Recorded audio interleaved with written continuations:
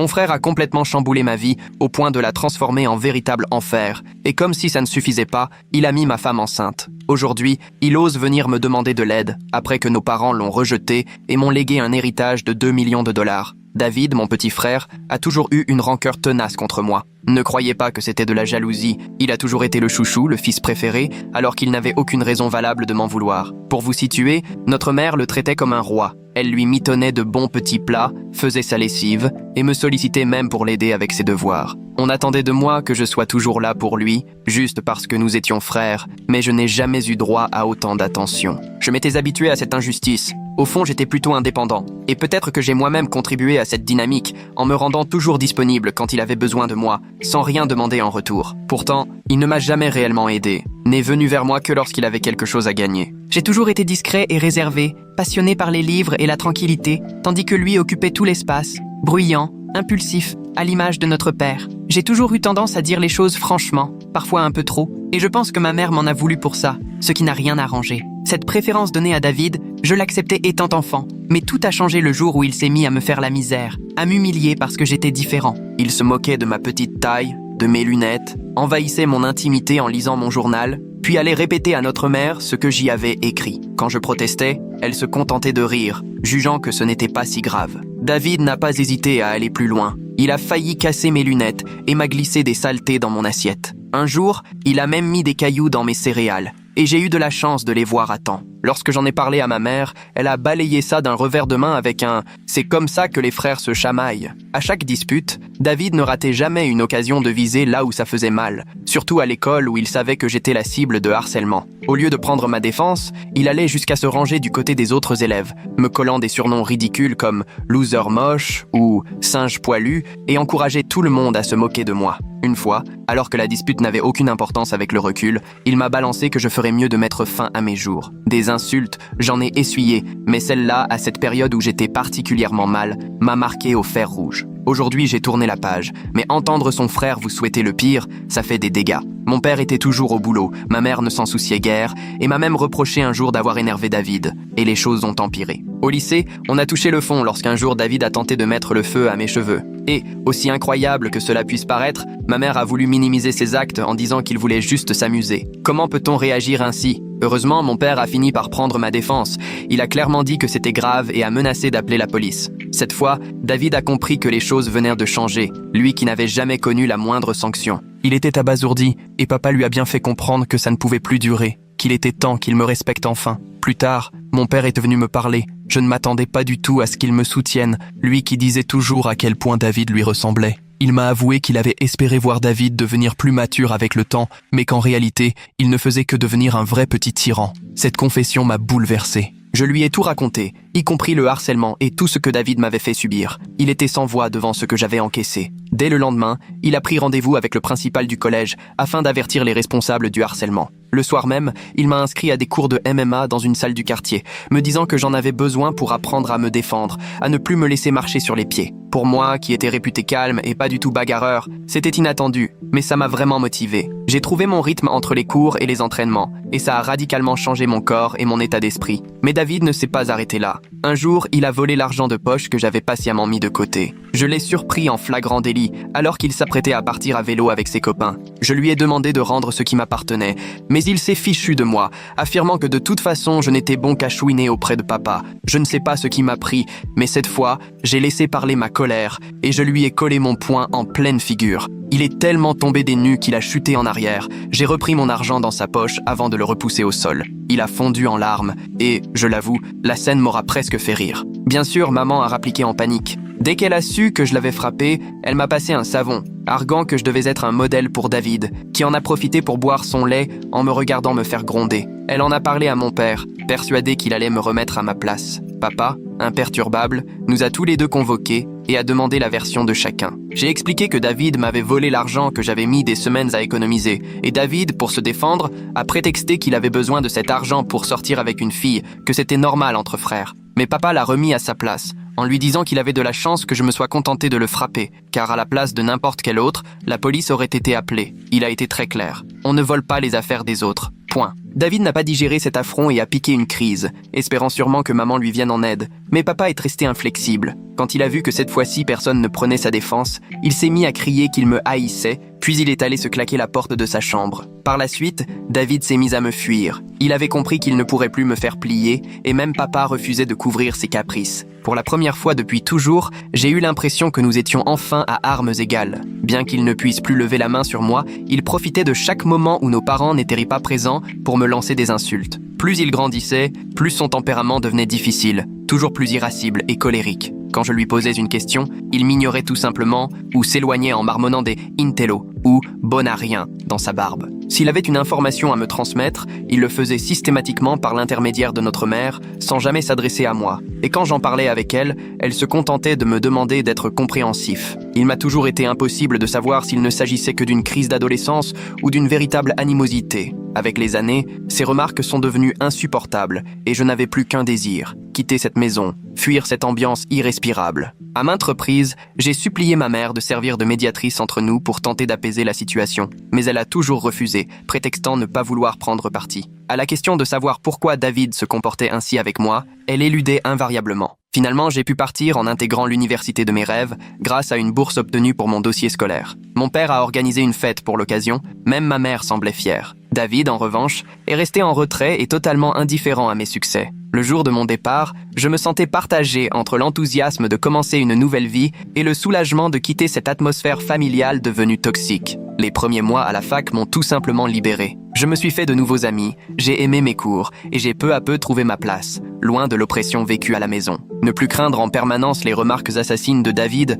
m'a permis de ressentir une véritable paix intérieure. C'est au cours de ma 2e année que j'ai fait la connaissance de Karen, à une soirée entre étudiants grâce à un ami, et le courant est tout de suite passé. Nous venions tous deux de familles très croyantes, où avoir un enfant hors mariage était impensable. Pourtant, lorsque nous avons appris qu'elle était enceinte durant notre dernière année, la décision de nous marier juste après le diplôme s'est imposée naturellement. La cérémonie était simple, mais pleine de joie. Nos parents respectifs étaient heureux pour nous. On a savouré chaque instant. À ce moment-là, je n'avais aucun doute. Karen était la femme qu'il me fallait, celle avec qui partager ma vie, construire une vraie famille. J'ai toujours voulu une relation stable et fidèle, et face aux sollicitations, je n'ai jamais été tenté ailleurs. Karen représentait tout ce que je désirais. Jamais je n'aurais voulu lui causer de peine. Pourtant, j'ai découvert par la suite 2 infidélités. La première, une histoire suivie avec un collègue marié qui a duré des années. La seconde, une brève aventure avec un ex-petit ami lors d'un séjour chez sa famille. Certains diraient que j'ai été aveugle, et avec du recul, ils n'ont pas tout à fait tort. Chaque fois qu'on s'est séparés un temps,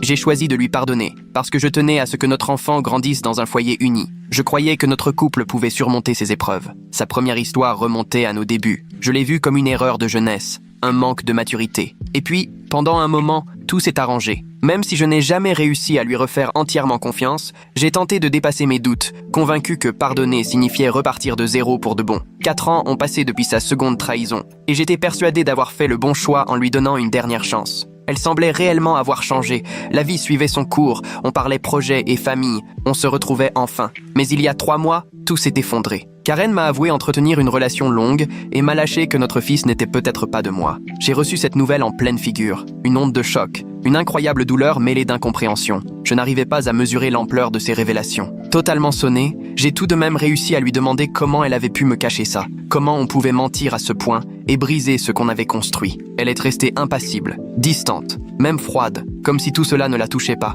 Ses réponses évasives n'apportaient aucune clarté, ne faisaient qu'ajouter à la confusion. Voir l'équilibre de ma vie exploser ainsi a été une expérience violente. Pourtant, je n'ai pas lâché le morceau. Il fallait que je sache qui était le père de l'enfant que j'avais élevé. Après de longues discussions, elle a fini par me dire que c'était David. J'ai cru que je n'avais pas bien compris. Je lui ai fait répéter. Alors, elle m'a expliqué que tout avait commencé quand je l'avais présenté à ma famille, au moment où elle était venue passer les fêtes entre Thanksgiving et le Nouvel An chez nous. David, qui d'habitude ne m'adressait guère la parole, se montrait attentionné et poli avec elle, ce qui m'avait rassuré. J'espérais justement qu'elle soit bien accueillie. Désireuse de s'intégrer, Karen passait beaucoup de temps avec ma mère et s'est peu à peu rendu compte de la distance qui régnait entre David et moi, alors elle m'a interrogée. J'ai fini par lui confier combien cette relation était compliquée et, selon moi, vouée à rester ainsi. Elle a compris, mais a tout de même essayé de créer un rapprochement. À chaque film proposé, elle invitait David et, bizarrement, on visionnait toujours ce qu'il voulait. Durant cette période, on s'adressait quelques mots, ce qui, vu nos antécédents, était une petite victoire. Je les ai souvent vus jouer ensemble à des jeux vidéo, mais je n'y ai jamais prêté attention. Karen m'a avoué que, lors d'une conversation, David s'était ouvert à elle sur une rupture douloureuse et de fil en aiguille, il s'était rapproché d'elle. Apparemment, il s'amusait à la taquiner en mon absence. Et, sans qu'elle ne s'en rende compte, les choses se sont emballées. Imaginer ma femme et mon frère ensemble, ça m'a littéralement retourné l'estomac. Karen m'a avoué qu'une fois tombée dans cette situation, elle avait été rongée par la culpabilité, au point de tout arrêter. Par la suite, elle est repartie chez elle précipitamment, préférant ne pas rester pour le nouvel an avec moi malgré mes protestations. Après les vacances, une fois de retour à la fac, son comportement était tout à fait normal. Je n'ai rien soupçonné. 2 semaines plus tard, on apprenait la grossesse de Karen. Elle m'a avoué qu'elle ignorait si l'enfant était de moi ou de David, et comme il était impossible d'en avoir le cœur net, elle avait choisi de rester avec moi, consciente que j'étais celui sur qui elle pouvait compter. C'est comme ça que nous avons fini par nous marier. J'avais la sensation que tout s'écroulait autour de moi. Ce fils que j'aimais tant n'était peut-être même pas le mien. J'ai demandé à Karen si elle continuait de voir David,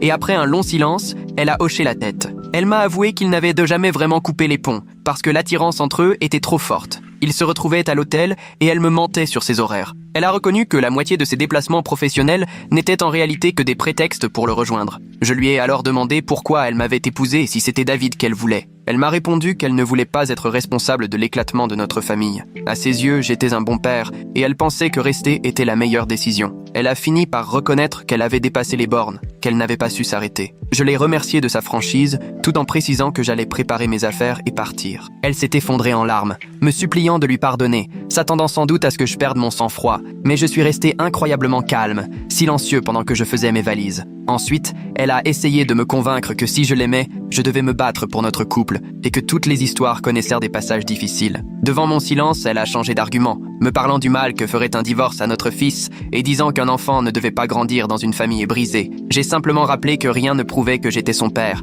ce qui l'a poussée à redoubler de larmes et à me traiter de sans-cœur. Elle avait vraiment l'air persuadée que jamais je n'aurais le courage de la quitter. Il faut dire qu'à force de tout laisser passer, j'y étais un peu pour quelque chose. Si j'éprouvais encore de l'attachement, c'était sans doute surtout parce que je croyais que ce fils était le nôtre, et à cause de tous ces souvenirs remontant à la fac. Karen répétait que tout n'était pas perdu, mais je n'y croyais plus. Ma patience était à bout et la confiance définitivement brisée. Même en lui pardonnant, impossible d'oublier qu'elle avait couché avec mon frère. Il y a des choses qu'on ne rattrape pas, même avec la meilleure volonté du monde. Je l'ai laissé pleurer sur le pas de la porte et je suis parti à l'hôtel. Le lendemain, je suis allé droit chez mes parents pour tout leur raconter sur la liaison entre Karen et David, leur expliquant qu'ils étaient amants depuis des années. Leur stupéfaction était évidente. Fidèle à ses habitudes, ma mère a d'abord tenté de défendre David, assurant que jamais son fils ne m'aurait fait une chose pareille. Décidé à tout mettre au clair, j'ai demandé à mes parents de se taire et de me laisser appeler David devant eux, en précisant qu'il fallait qu'il croie à une discussion privée. Dès qu'il a décroché, je l'ai interrogé de front. D'abord, il a nié en bloc, prétendant qu'il n'y était pour rien. Mais quand je lui ai dit que Karen avait tout avoué, il a retourné la situation contre elle, la traitant d'irresponsable, avançant que ce n'était pas de sa faute s'il plaisait plus aux femmes et qu'il était le plus séduisant. Je lui ai répondu froidement que j'allais tout dévoiler, ce qui l'a fait ricaner. De toute façon, personne ne te croira. Je suis l'enfant prodige. Son arrogance m'a fait éclater de rire et je l'ai remercié de m'avoir livré la confirmation dont j'avais besoin, sachant parfaitement que nos parents entendaient tout. David s'est tu, puis a commencé à bredouiller en cherchant maladroitement à se justifier. Ma mère, choquée, lui a réclamé des explications. David a tenté une défense pitoyable, rejetant la faute sur tout le monde sauf sur lui, s'acharnant lamentablement à faire porter le chapeau à Karen. Je voyais bien que, même si ma mère avait toujours pris le parti de son fils préféré, elle oscillait cette fois entre déception et colère. Curieusement, dans ce chaos, j'ai ressenti comme une forme de soulagement. Après avoir supporté des années durant les railleries de David, voilà que tout éclatait au grand jour et que les rôles s'inversaient. C'était son tour d'avoir honte, mise à nu devant les siens. Pendant que David peinait à trouver de quoi se défendre, mon père, d'ordinaire réservé, n'a pas pu masquer sa déception. Il m'a demandé de lui passer le téléphone et il a parlé à David d'une voix grave. « David, ce que tu as fait n'est pas seulement une trahison envers ton frère, c'est aussi une trahison envers ta famille. Tu as couché avec la femme de ton frère et tu as continué après leur mariage. Tu as brisé à jamais la confiance que nous avions en toi. Je vous ai élevé avec la conviction que la famille, la loyauté, la décence comptaient plus que tout. Aujourd'hui, tu piétines tout ce que j'ai essayé de t'enseigner. » Il s'est interrompu, le temps que ces mots atteignent leur cible, puis a continué. « Ce manque de respect envers ton frère, envers son mariage, c'est inacceptable. Tu n'as pas seulement blessé ton frère, tu as détruit les liens de notre famille. Ta mère et moi sommes en partie responsables de ce que tu es devenu, mais nous ne cautionnerons plus ton comportement. À compter d'aujourd'hui, l'argent destiné à tes études, c'est terminé. Tu devras te débrouiller pour payer tes frais toi-même. Et je ne paierai plus tes caprices. Tu crois que coucher avec des femmes mariées fait de toi un homme? On va bien voir comment tu t'en sors sans mon soutien. Pendant tout cet échange, je suis resté calme. J'avais bien eu envie de crier sur David, mais voir mon père le réprimander m'a semblé être la plus juste des sanctions. Sa véritable nature était désormais exposée à tous,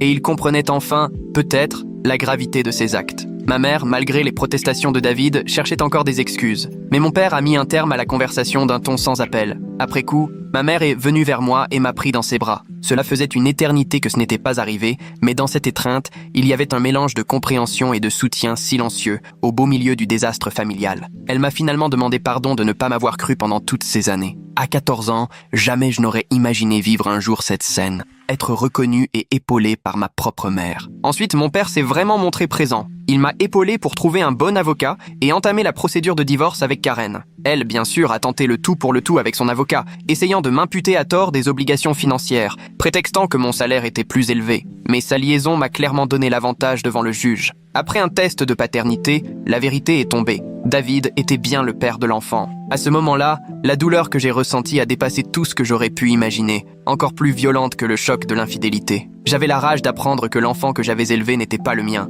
Pourtant, je me suis accroché. Karen, elle, m'a supplié de continuer à voir l'enfant, arguant qu'il n'était pour rien dans tout ça. Mais c'était au-dessus de mes forces. Je voyais trop David en lui. Ça me rendait dingue. Une fois le divorce prononcé, quel soulagement, j'ai pu enfin prendre un appartement rien qu'à moi. Vivre seul, c'était presque irréel. Marié si jeune, l'indépendance m'était inconnue jusque-là. Mais fidèle à mon caractère, je m'y suis vite habitué. Et cette liberté nouvelle a eu raison de mes doutes. Il y a 2 semaines, mon père m'a appelé. Il voulait modifier son testament car il refusait que David hérite du moindre centime. C'est un homme buté, mon père. Quand il décide de couper les ponts, c'est définitif. David a pourtant tenté de revenir, allant jusqu'à se pointer chez eux pour demander pardon. Mais nos parents lui ont fermé la porte. Même ma mère, habituellement si indulgente, n'a cette fois rien cédé, même si j'imagine que ça lui a coûté. David n'a même jamais pris la peine de m'écrire pour s'excuser. Preuve s'il en fallait qu'il n'a aucun remords, il en voulait seulement à nos parents de l'avoir mis dehors. Mon père m'a expliqué qu'il voulait tout me léguer pour que David ne puisse rien réclamer,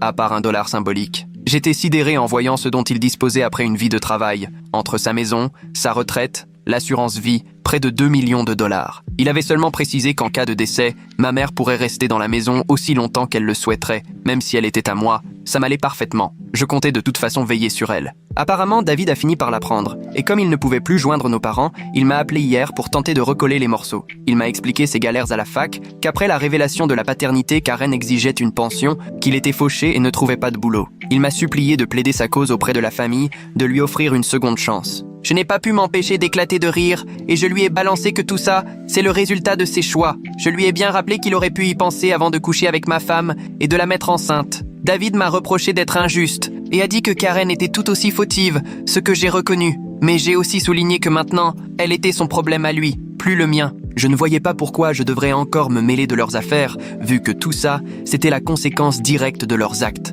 David s'est énervé, mais je l'ai coupé net en lui lançant qu'il n'était plus le petit chouchou de la famille, mais le sale type qui avait trahi son frère avec sa femme. Là, il a fondu en larmes, m'avouant que tout le monde l'avait rejeté, même nos grands-parents et le reste de la famille. Honnêtement, ce n'est plus mon problème. Je lui ai dit une bonne fois pour toutes que c'était fini, qu'il ne devait plus jamais me recontacter parce que pour moi, il n'était plus mon frère. Depuis, je repasse la scène en boucle dans ma tête. J'ai beau lui en vouloir, je ne l'avais jamais entendu pleurer comme ça depuis notre enfance. Je vais être franc, l'entendre dans cet état m'a quand même serré le cœur. Alors maintenant, je me demande si je dois en parler à mes parents, ou si je passe vraiment pour un salaud en restant silencieux. Mise à jour 1. Bonjour à tous, je vois que beaucoup se demandent pourquoi je ne vois plus Henri et me reprochent d'être sans cœur. Je comprends votre réaction, mais j'ai besoin d'expliquer. Je me sens incapable d'élever l'enfant d'un autre, et ce n'est pas une histoire de beau-fils. J'avais été convaincu qu'Henri était mon fils, pour apprendre plus tard qu'il était celui de mon frère. Ce choc m'a anéanti, j'en ai pleuré des jours entiers. La vraie raison qui fait que je garde mes distances avec Henri, c'est que je veux absolument couper les ponts avec Karen. Si je reste en contact avec Henri, elle trouvera une manière ou une autre de revenir dans ma vie. Et ça, je ne le supporterai pas. Peut-être que ça paraît dur ou égoïste, mais je ne peux pas le revoir. Pas avant longtemps, en tout cas. Mise à jour 2. Pour ceux qui l'avaient deviné, c'est bien ma mère qui a averti David des intentions de papa concernant le testament, ce qui a poussé David à me contacter en dernier recours. Je l'ai confrontée devant mon père, elle a craqué en disant qu'on avait assez puni David et qu'il avait compris la leçon. Mon père a été catégorique. Si, à ses yeux, la trahison de David pouvait se pardonner, alors il ne pourrait plus rester à ses côtés. Impossible pour lui de pardonner. Rien qu'avec cette menace, elle s'est tue. Il lui a bien dit que si elle reprenait un jour contact avec David et que ça se savait, elle devait partir. Comme je l'ai déjà expliqué, mon père a la tête dure. J'espère juste que ma mère a compris cette fois. Mise à jour 3. Reddit. Ça fait 5 mois depuis ma dernière intervention. Mes rapports avec mes parents se sont nettement améliorés. Avec mon père, on va au golf tous les week-ends et il me traite comme un pote. Ma mère, même si David lui manque, s'est éloignée de lui. Les dernières nouvelles de David, c'est mon cousin qui me les a données. Il demande de l'argent à tout le monde et a finalement dû quitter la fac faute de moyens. Karen et lui vivent ensemble et ils bossent à mi-temps comme mécaniciens. D'après ce que je sais, ils élèvent Henry tous les deux, ce qui, il faut bien le dire, n'est pas plus mal. Je n'ai jamais évoqué le sujet de David avec mes parents et, de leur côté, ils n'en parlent pas davantage. Pour ceux qui me demandent, tout se passe plutôt bien pour moi. J'ai eu une promotion il y a 2 mois, ce qui a vraiment boosté mon salaire. Je ne fréquente personne pour l'instant parce que j'ai encore besoin de temps pour me retrouver et reprendre pied. Je suis actuellement une thérapie, donc on verra bien où ça me mène. Merci d'avoir pris le temps de me lire. Si vous n'êtes pas encore abonné, pensez à cliquer sur le bouton et à activer la cloche pour ne rien rater des prochains récits qui seront, je l'espère, tout aussi surprenants que celui-ci.